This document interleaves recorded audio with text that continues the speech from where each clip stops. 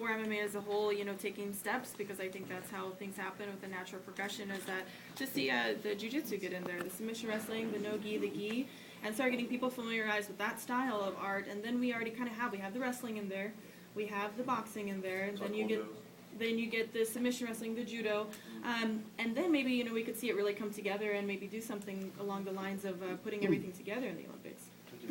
Now for Ronda, earlier Miesha said that this is an entertainment business, and you've kind of taken almost a Chael Sonnen approach to speaking, where you're almost bringing it to like a sports entertainment. I don't mean that like a pro wrestling approach, but at least you're able to speak eloquently and also get your point across that's reminiscent of a pro wrestling promo.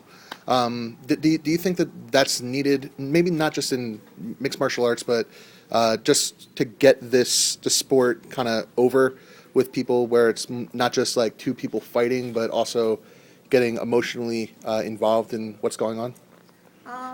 Yeah, I mean, my fighting name is Ronda Rousey after Roddy Piper. I obviously take some inspiration from pro wrestling. I had a Hulk Hogan wrestling buddy when I was a kid, which coincidentally I used to rip his arm off all the time, and it was sewed on with dental floss over and over.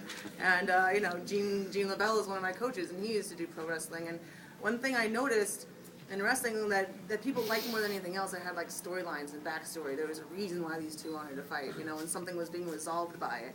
And I think playing up that part of it, like I say this analogy all the time, that people talk about their sport like it's their favorite TV show. They gossip about players like, oh, this football guy did this and doesn't like that guy, not having him on that team. Like, people want to get into it, and if you make it more than just two people locked in a cage and fighting, if you make it seem like it means something or resolve something, or then I think it makes it just much more interesting. So yes, I do think it's important, and I do it on purpose. None of this has been an accident. And Scott, do you think that that's needed? That you need somebody like Ronda, like Chael Sonnen, like Josh Koscheck, who's willing to actually put themselves out there and maybe cut a promo to get people to get emotionally involved in it? I mean, I think as a promoter, it's you deal with so many different characters, right? And so, to me, it's part of the game. It's already part of the sport. And you can have some guys that are very outspoken, some people that just like to come in there and not say much and do their work, and some people that are kind of in the middle. So I think for this fight, I think it's a fun thing to watch unravel as a promoter. And they've done a very good job promoting this fight. And I tell you guys, March 3rd is going to be.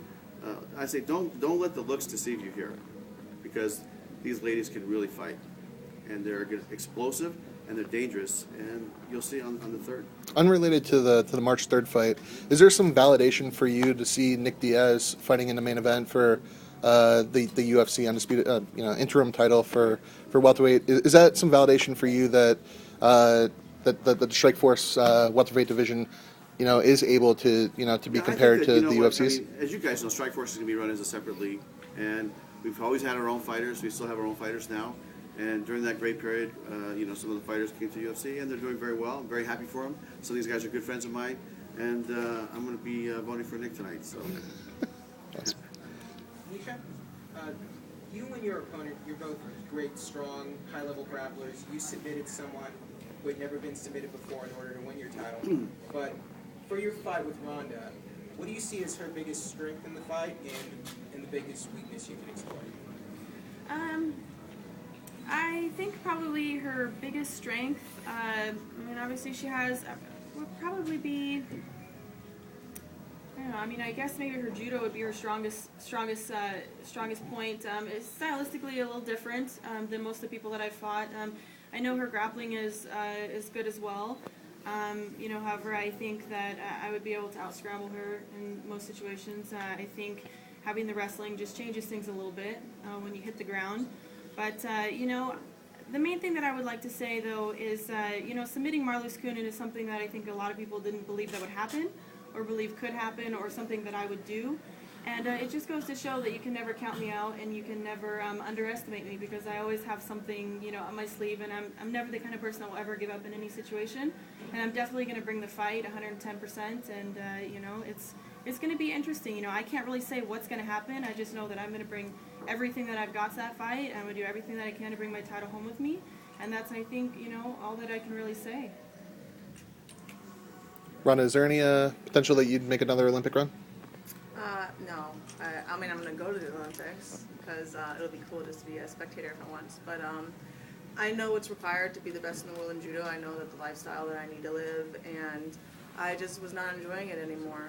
I think you get to a point where you're not learning new things, you're just learning how to do things you already know a little better. And I just didn't really feel like challenged or interested in it anymore. And that's the great thing about MMA is every single day I'm learning things that are entirely new and foreign to me. And I wasn't willing to be miserable for 4 years to possibly be happy for one day. Gotcha. It wasn't worth it to me anymore. Do you consider yourself a judo fighter or a Hyacinth fighter? Or what fighter? Gokor's system, the Hyacinth system. There's a system? Yeah, that's what it's called, is the Hyacinth system. I'm always a judoka. All right.